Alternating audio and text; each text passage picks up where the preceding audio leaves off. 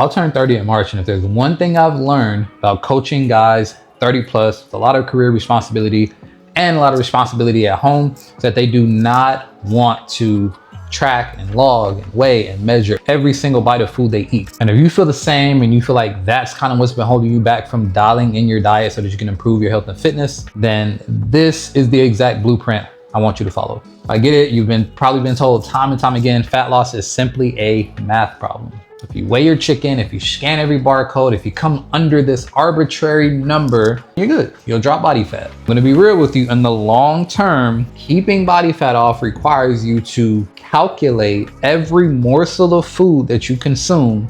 You will not stay consistent with it. I'm gonna show you the exact meal building system that we use to help our busy clients with demanding careers and demanding home lives make better nutritional decisions without having to be a mathematician in the kitchen. By the way, I'm Montel Harden, founder of Harden Athletics. I specialize in men's health, fitness, and performance. Worked with over 200 guys since 2017, helping them get their body and health in order. And this YouTube channel is just sharing the strategies that we're using every single day. So first off is your plate architecture and focusing on selection over restriction. When I was in college, I was skinny fat because my plate had no structure, no integrity. I was trying to stay within a caloric range, but I was eating low quality foods that made that hard to actually see results with. One of the easiest plate builds that you can implement is what I call the lean plate, where you've got half the plate in lean proteins, and then you've got the other half in a fibrous carb, something like broccoli, spinach, black beans. Tons of options there depending on what's available to you and what you've got to taste for, honestly. And the science behind this is that protein and fiber are going to absolutely kill your hunger cravings. They're going to give your gut a ton of good nutrients so that those severe salt cravings and sugar cravings that you feel like you just constantly succumb to throughout the day, you're just not going to have those anymore. And that's what we want. Like, we don't want to have to fight and scratch and claw every day to avoid the bad foods. You just want to simply not think about it. Getting that consistent, full, and satiated signal is going to be fantastic for every other process in the body, especially hormonally, because now your insulin levels are actually going to decrease instead of having chronically elevated insulin because you're always hungry and looking for food and craving something. So there's a ton of second, third, fourth order effects that are going to come from eating this way.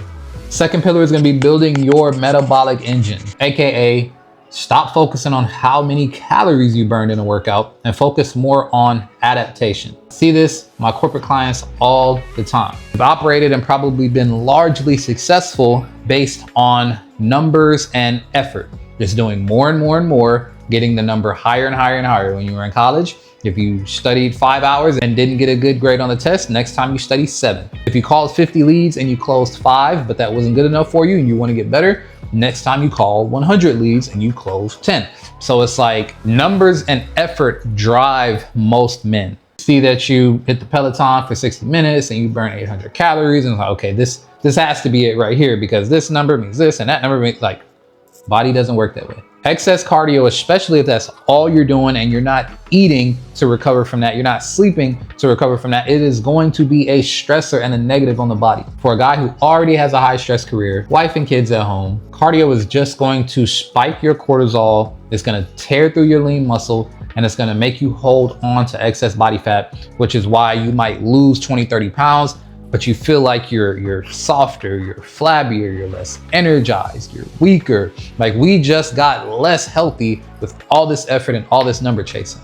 If you're not tracking calories, then you need to build up the tissue in the body that actually burns those away. Muscle is extremely metabolically active, meaning that the more lean muscle tissue you have and the more effort you put in towards maintaining and sustaining it, the more calories your body is going to burn at rest, which is exactly what we want. If you want to retire, you know that you can't retire if you only create income for yourself by clocking in and going to work. You know that eventually you'll have to find some sort of investment vehicle, whether that be real estate, 401k, Roth IRA, gold, silver, Bitcoin, whatever your preference is. You have to put something somewhere that will accumulate with you being asleep, on the beach, on the phone, going to the movies with your wife, playing outside with your kids. That's the same concept with lean muscle tissue. It is the only thing that you can do to burn more calories at rest. Focus on 3 days a week of heavy compound movements, squats, deadlifts, bent over rows, and then throw in some body weight accessory work with that so that you stay mobile and nimble. Add some recovery days, but the foundation of your training protocols should be around a specific compound movement that you're steadily getting stronger in and you're steadily getting more proficient in. Then lastly, it's just gonna be your environmental design. Like, what does your home environment look like? What does your office environment look like? If you're traveling a lot, where are you going? What's your, are you driving? Are you flying? Like, what is your environment like on a day-to-day basis? And what does that lead you into from a decision-making standpoint?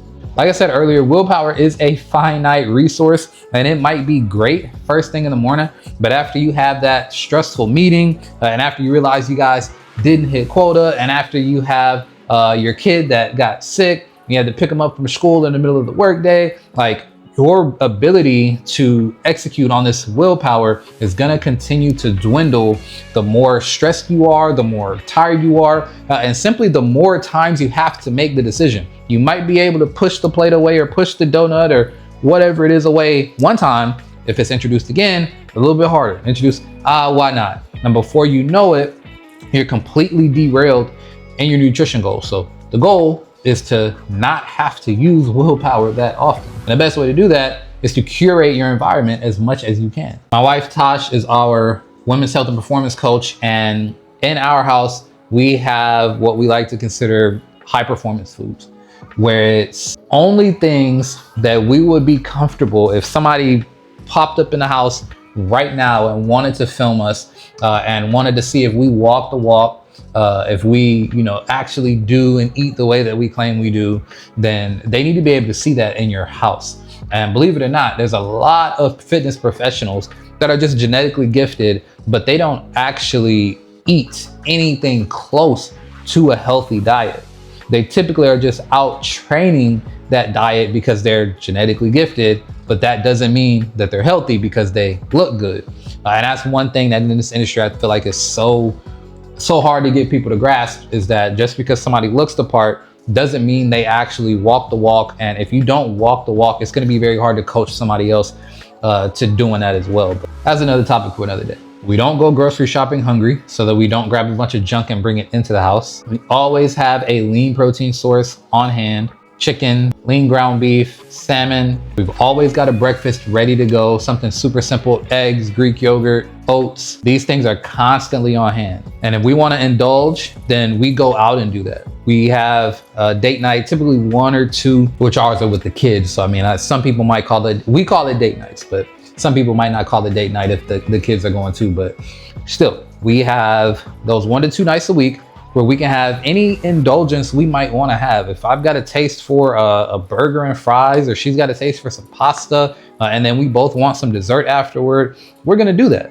But it doesn't come back home with us. We enjoy that moment for what it is at that moment in time. But when we get back to the house, it's business as usual. That way, instead of having our date night on Thursday night and then that derailing the entire rest of the week, we're able to just snap back on track, because on Thursday night, we have our indulgences. Last night had chicken strips, fries, and like a lemon bar cookie or something like that. It was absolutely delicious. But this morning, I had an egg white omelet with spinach and Greek yogurt. Like, that Thursday night date night did not derail me for the entire next 4 days, which a lot of guys deal with that situation. So it's all about curating your environment as much as you can. If you have your own office, like, okay, do you have a fridge in there? And if you don't, and you got the space, you need to get one and have your meals prepped and ready to go in there. Have some Greek yogurt on hand, have some fruit on hand, have some water on hand. That way you're not going to the break room or running out and getting something from the drive-thru. Like, you already have your food decisions taken care of for you. Is definitely going to be a huge piece of the puzzle for you. I am busier today than I've ever been, yet I am in better shape today at 29 than I was at 21, 22 years old when I actually started health and fitness coaching. And it's because through business building, through taking care of my wife through pregnancy and taking care of her and young kids, and then another newborn and everything else that happens in my personal life. I've tried to create systems that allow me to stay consistent, that allow me to never have extremely low lows.